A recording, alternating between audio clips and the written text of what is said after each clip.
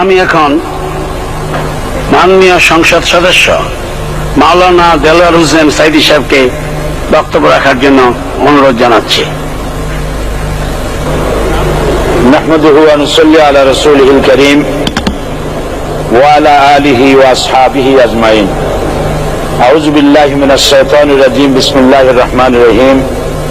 মাননীয় স্পিকার, আপনি এই মহান সংসদের স্পিকার হিসেবে নির্বাচিত হয় আমরা জাতীয় সংসদের পক্ষ থেকে আপনাকে অন্তরের অন্তঃস্থল থেকে মোবারকবাদ জানাচ্ছি। মাননীয় স্পিকার, আমি আজ এই সংসদে দাঁড়িয়ে ওই মহান আল্লাহ পাকের প্রশংসায় সেজদা অবনত হচ্ছি, যিনি 1 অক্টোবরের ব্যালট যুদ্ধের মাধ্যমে সুদীর্ঘ 5 বছরের দুঃশাসন, সীমাহীন দুর্নীতি, ইসলাম বিরোধী কর্মকাণ্ড, দেশব্যাপী ভয়াবহ সন্ত্রাসের মোকাবেলায় 4 দলীয় ঐক্যজোটের মহা বিজয় দান করেছেন এবং যার ফলশ্রুতিতে আজকে আমরা এই মহান সংসদে দাঁড়িয়ে কথা বলার সুযোগ লাভ করেছি। মাননীয় স্পিকার, আপনার মাধ্যমে আমি আমার অন্তরের অন্তঃস্থল থেকে দেশবাসীকে ধন্যবাদ জানাই। বিশেষ করে আমার নির্বাচনী এলাকা পিরোজপুর, নাজিরপুর, ইন্দুরকানীবাসী ভাই বোনদের প্রতি কৃতজ্ঞতা জানাই, যাদের অক্লান্ত পরিশ্রমে এবং মূল্যবান ভোটের মাধ্যমে আমি নির্বাচিত এই মহান সংসদের সদস্য হওয়ার সুযোগ লাভ করেছি। মাননীয় স্পিকার, বাংলাদেশের 13 কোটি মানুষকে যারা পরিচালনা করবেন আজকে তারাই এই মহান সংসদে বসে আছেন। আমি আপনার মাধ্যমে তাদের উদ্দেশ্যে কিছু কথা বলতে চাই। জবাবদিহিমূলক সরকার, কল্যাণমূলক সরকার ও সুস্থ প্রশাসন, এই বাক্যগুলি আমরা প্রায় শুনে থাকি। এই বাক্যগুলির অর্থ সরকার স্বৈরাচার নয়, বরং জনগণের কল্যাণে জনগণ নিকট দায়বদ্ধ সরকার, যা আব্রাহাম লিঙ্কনের ভাষায় by the people, for the people, of the people. বর্তমান পৃথিবীতে মূলত গণতান্ত্রিক দেশে এখন সরকারকে বিবেচনা করা হয়। এরূপ সরকারের জনগণের সার্বভৌম ক্ষমতার উৎস হিসাবে বিবেচনা করা হয়, অর্থাৎ সংখ্যাগরিষ্ঠ প্রতিনিধিদের প্রণীত আইনই হল আইন এবং নির্বাচিত হবার পর সরকার হয়ে পড়েন সমগ্র জনগণের, আর বিরোধী দল হয় ছায়া সরকার। মাননীয় স্পিকার, সরকারকে সঠিক পথে পরিচালনার জন্য বিরোধী দলকে অপরিহার্য বিবেচনা করা হয়। বর্তমান গণতান্ত্রিক চেতনা বেশি পুরানো নয়, মানুষ মূলত রাজতান্ত্রিক স্বৈর শাসনের সাথেই বেশি পরিচিত। বস্তুত বর্তমান পৃথিবীতে গণতান্ত্রিক শাসন ব্যবস্থায় জবাবদিহিমূলক, কল্যাণমূলক, স্বচ্ছ প্রশাসনের যে কথাবার্তা আমরা শুনতে পাই, এর প্রথম উপস্থাপক হলেন বিশ্বনবী হযরত মুহাম্মদ রাসূলুল্লাহ সাল্লাল্লাহু আলাইহি ওয়াসাল্লাম। বর্তমান গণতান্ত্রিক ব্যবস্থাপনার সাথে ইসলামের মূল পার্থক্য হল সার্বভৌমত্বের ধারণা নিয়ে।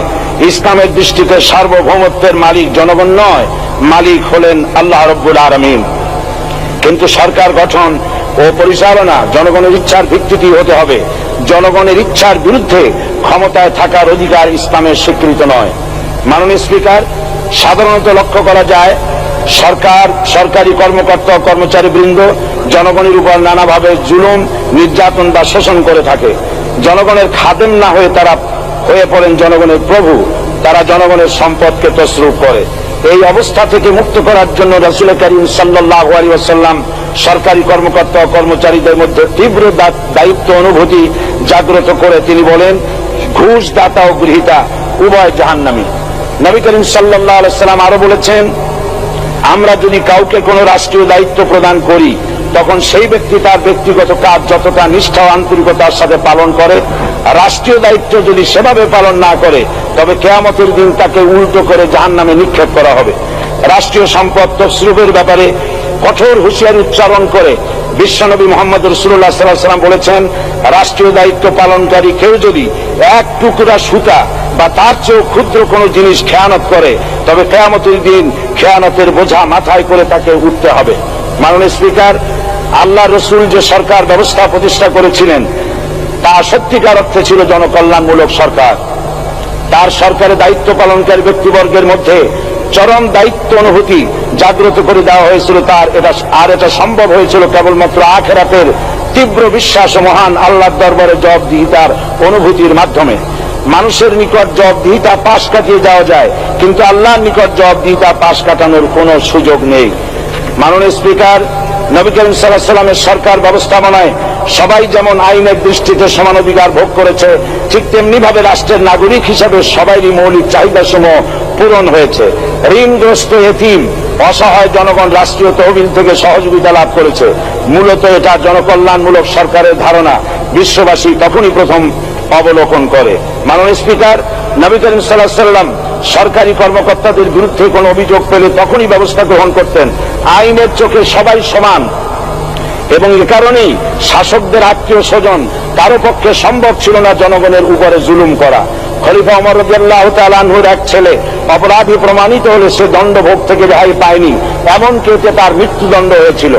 আবার খলিফা নিজেকে আইনের ঊর্ধ্বে মনে করতেন না, তাই বর্ম চুরির ঘটনায় আলী রাদিয়াল্লাহু তাআলা আনহু কাজীর দরবারে সাধারণ ফরিয়াদির মতো উপস্থিত হন। নিজের ছেলে ও চাকরের সাক্ষী যথেষ্ট না হয় কাজী খলিফার বিপক্ষে রায় দেন। এখানে বিচার বিভাগ ছিল সম্পূর্ণ স্বাধীন এবং শাসন বিভাগের নিকট তার কোনো দায়বদ্ধতা ছিল না। মাননীয় স্পিকার, এসব হলো ইতিহাস। মুসলমান আজ অনুসরণ করতে চায় না তাদের অতীতের গৌরবোজ্জ্বল কর্মপদ্ধতিকে। সে এখন কাফির মুশরিকদের কিরানক স্বার্থ পূজারী আখেরাতে জবাবদিহিতা শূন্য বাগাড়ম্বর এক জাতি। মাননীয় স্পিকার, যে জাতির এক পূর্বসূরি মাথায় আটার বোঝা বহন করে নিয়ে চললেন আর বলে গেলেন মানুষ কেন ফোরাতের কূলে যদি একটি কুকুরও না খেয়ে মারা যায়, তবে এই ওমর রাদিয়াল্লাহু তাআলা আনহুকে কিয়ামতের দিন আল্লাহর দরবারে জবাবদিহি করতে হবে। আর আজ সেই জাতির দায়িত্বশীলরা জনগণকে অভুক্ত রেখে তাদের মুখের গ্রাসে ভাত বসায়।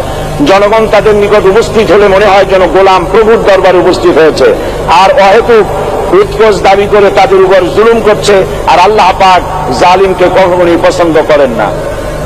মাননীয় স্পিকার, আমি দৃঢ়ভাবে আশা করি এই অবস্থা কাটিয়ে উঠিয়ে আমরা রাসূল করিম সাল্লাল্লাহু আলাইহি ওয়াসাল্লাম কর্তৃক প্রদর্শিত রাষ্ট্র ব্যবস্থার অনুসরণ করে একটি সুখী সমৃদ্ধশালী আধুনিক ইসলামী রাষ্ট্র পরিণত করে বাংলার প্রিয় জন্মভূমি বাংলাদেশকে আজ গোটা বিশ্বব্যাপী শোষণ, নির্যাতনা, হানাহানি, অশান্তির মধ্যে, তাই আজ পৃথিবীর অধি আগ্রহে অপেক্ষা করছে ইসলামের আলোকে এমন এক রাষ্ট্র ব্যবস্থার যেখানে দায়িত্বশীলরা আল্লাহ তাআলার কাছে জবাবদিহিতার পাশাপাশি জনগণ নিকটও জবাবদিহি করতে বাধ্য হবে। মাননীয় স্পিকার, অনেক ত্যাগ ও তিতিক্ষার রক্তের বিনিময়ে গড়ে উঠেছে আমাদের গণতান্ত্রিক প্রতিষ্ঠান এই জাতীয় সংসদ। এই সংসদের সম্মান রক্ষা করার দায়িত্ব আমাদের সবার।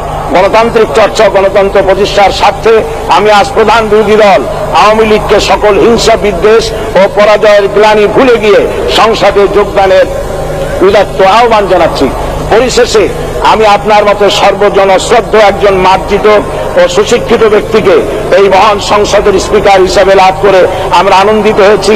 আমাদের সংবিধানের সংরক্ষণ, সমর্থন ও নিরাপত্তা বিধান এবং আপনার অভিভাবক সুলভ নিরপেক্ষ আচরণ ও সংসদ